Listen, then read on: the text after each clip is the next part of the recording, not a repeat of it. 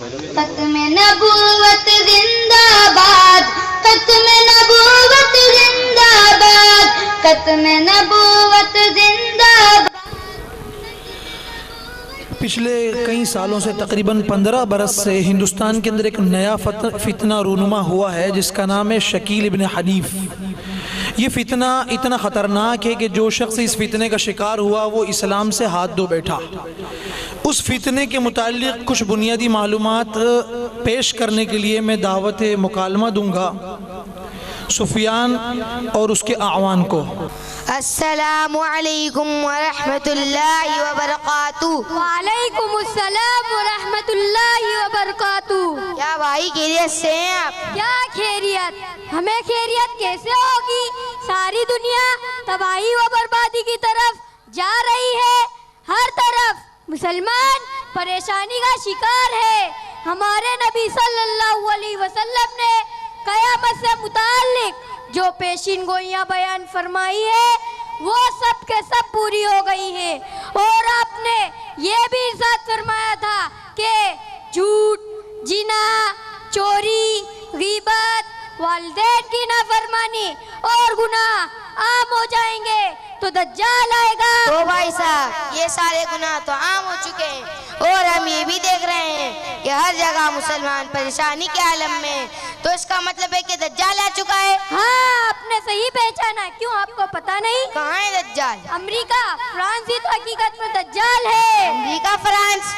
بھائی صاحب ہم نے سنا ہے کہ دجال آئے گا تو حضرت مہدی بھی ظاہر ہوں گے، اور ایسا تو کچھ نہیں۔ ارے بھائی آپ کس دور میں ہیں؟ میرے دوست بتا رہے تھے کہ مہدی بھی آ چکے ہیں اور ان پر بیعت کیے بغیر نجات ممکن نہیں۔ اچھا دیکھو بھائی، میں تو ایک جاہل آدمی ہوں، میں ان سب باتوں سے واقف نہیں ہوں۔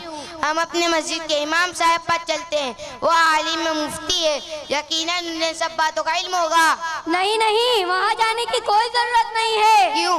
حقیقت یہ ہے کہ ان بیچارے مولویوں کو تو صرف وضو غسل کے مسائل پڑھا جاتے ہیں، قیامت کے متعلق اور حدیث سے ان کو کوئی واقفیت نہیں ہوتی۔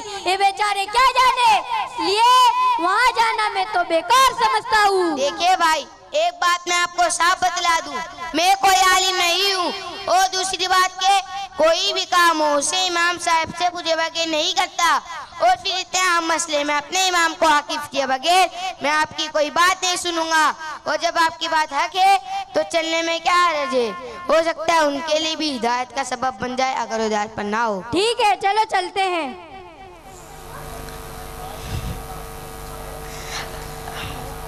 السلام علیکم ورحمۃ اللہ وبرکاتہ۔ وعلیکم السلام ورحمۃ اللہ وبرکاتہ۔ تشریف رکھیے جناب، خیریت سے ہے؟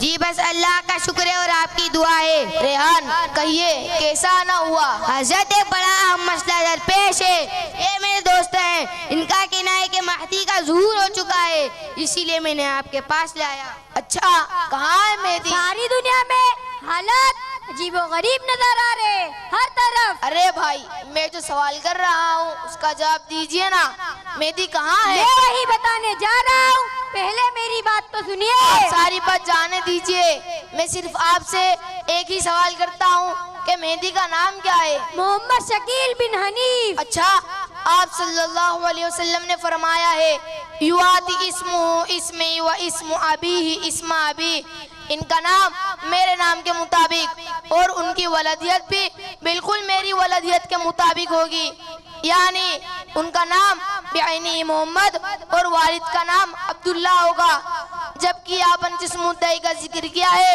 اس کا نام شکیل، والد کا نام حنیف ہے، اس لیے وہ اس کسوٹی پر کھوٹا ثابت ہوتا ہے۔ اچھا ان کا نسب نام بتلا سکتے ہیں آپ کہ ان کا نسب کیا ہے؟ ان کا کوئی نسب نہیں ہے، پر اللہ کے رسول صلی اللہ علیہ وسلم نے تو ارشاد فرمایا ہے کہ مہدی میری نسل سے ہوں گے، المہدی من اطرتی وہ من ول فاطمہ، وہ حضرت فاطمہ کی اولاد میں ہوں گے، وہ حسنی ساخ میں پیدا ہوں گے۔ خلاصہ یہ نکلا کہ حضرت مہدی خاندان نبوت کے چشمے و چراغ ہوں گے، یہ بالکل صاف اور سیدھی علامت ہے۔ مگر ہمارے دوستوں ایسا بھی کہہ رہے تھے کہ آج کل نہیں ہے، اس لیے اس بنیاد پر امام کی شناخت نہیں ہو سکتی۔ کیوں نہیں ہو سکتی؟ آج بھی عربوں میں تمام خاندان محفوظ ہے، اور بر صغیر میں بھی ہم ایسے بہت سے خاندان کا پتہ دے سکتے ہیں جن کی تاریخ محفوظ ہے، اور ان کا شجرہ حضرت فاطمہ رضی اللہ تعالیٰ عنہ سے ہو کر حضور صلی اللہ علیہ وسلم تک پہنچتا ہے۔ دوسرے یہ کہ اگر نسلی بنیاد پر مہدی کی شناخت نہیں ہو سکتی تو حضور صلی اللہ علیہ وسلم نے اس کی علامت کو کوئی بیان کیا کہ نعوذ باللہ نبی کوئی لغو پیشن گوئی کر سکتا ہے؟ امام مہدی کا سید ہونا روز روشن کی طرح آیا ہے، اس لیے ثقیل بن حنیف جھوٹا اور کذاب ثابت ہوا، کیونکہ اس کا سادات سے دور دور تک کوئی تعلق نہیں۔ اچھا بھائی صاحب، یہ بتانا تو کہ وہ ہے کہاں اور کہاں پیدا ہوا اور فی الحال کہاں ہے؟ ہمارے دوست تو بتا رہے تھے کہ ثقیل بن حنیف دربھنگہ میں پیدا ہوا ہے سن 1967 میں، مگر اللہ کے رسول صلی اللہ علیہ وسلم نے فرمایا ہے، سنن ابی داؤد کی روایت میں صاف اور واضح الفاظ ہے، رجل من اہل المدینہ، وہ مدینہ منورہ کے باشندے ہوں گے۔ تو حضرت مدینہ تو شہر کے معنی میں آتا ہے، اور شہر سے کوئی بھی شہر مراد ہو سکتا ہے، اس لیے یہاں مدینہ سے دیہات مراد ہے۔ واہ واہ بھیا جی واہ، بہت خوب، آپ کی عقل کو تو داد دینی چاہیے، کیا خوب استدلال کیا ہے۔ اب ذرا غور سے سنیے، سرعی زبان میں جب بھی مدینہ بولا جاتا ہے اس سے وہی شہر مراد لیا جاتا ہے جو آپ صلی اللہ علیہ وسلم کا ہجرت کا مقام ہے، اور جہاں آپ صلی اللہ علیہ وسلم کا روضہ مبارکہ ہے، اور قرآن و حدیث میں اس کی مثالیں موجود ہے، اور اسی لیے عہد رسالت سے آج تک علماء اس پر متفق ہے کہ یہاں صرف اور صرف مدینہ منورہ مراد ہے، دوسرا شہر ہرگز مراد نہیں۔ اچھا سنن ابی داؤد حدیث بتلاتی ہے کہ مہدی کے ظہور سے پہلے ایک خلیفہ کی موت ہوگی، اس کی جان نشینی پر اختلاف شروع ہوگا، اور پھر فوراً مہدی کا ظہور ہوگا۔ ہاں ایسا ہی تو ہوا ہے، سن 1995 عیسوی میں حضرت مولانا انعام الحسن کادلوی کی وفات ہوئی، اور ان کی وفات کے بعد ان کا ظہور ہوا ہے۔ لیکن حضرت جی تو کسی ملک کے حاکم تھے ہی نہیں، اور نہ ہی انہوں نے خلافت کا دعویٰ کیا ہے، اور نہ مسلمان انہیں خلیفہ سمجھتے تھے، اور اسی لیے ثقیل بن حنیف کی اس بکواس سے یہ علامت پوری نہیں ہو سکتی، ورنہ اس طرح تو عالم اسلام کی دینی تنظیم اور اداروں کی ہر سربراہ کے انتقال کے بعد لوگ جگہ جگہ مہدی کا دعویٰ کر سکتے ہیں، اور ہر جگہ نئے مہدی نظر آئے گا۔ اچھا میں آپ سے یہ پوچھتا ہوں کہ دجال کہاں ہے؟ کیونکہ سنن ابی داؤد کے حدیث میں شراحت ہے کہ مہدی کے ظہور کے 6 سال بعد دجال نکل آئے گا، اور ثقیل کے مہدی کا دعویٰ کرنے کے بعد سے آج تک 15 سال ہو گئے ہیں، اور اب تک دجال کا کوئی اتا پتہ نہیں ہے۔ آپ کو معلوم نہیں دجال کے بارے میں؟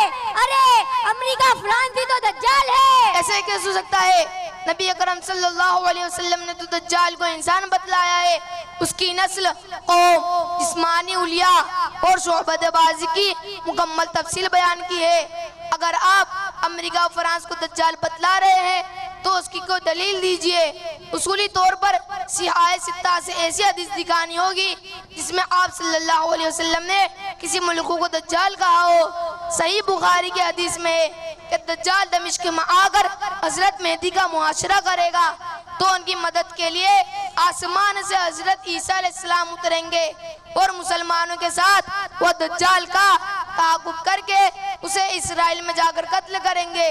یہودیوں کا اس دن بالکلیہ خاتمہ ہوگا، اور شکیل تو برسوں سے دہلی میں بیٹھا ہے، نہ دجال نے اس کا محاصرہ کیا نہ حضرت عیسیٰ علیہ السلام اترے۔ ارے ان کا دعویٰ تو یہ ہے کہ وہی مہدی ہے اور وہی عیسیٰ ہے، یعنی ثقیل ابن حنیف مہدی بھی ہے اور عیسیٰ بھی۔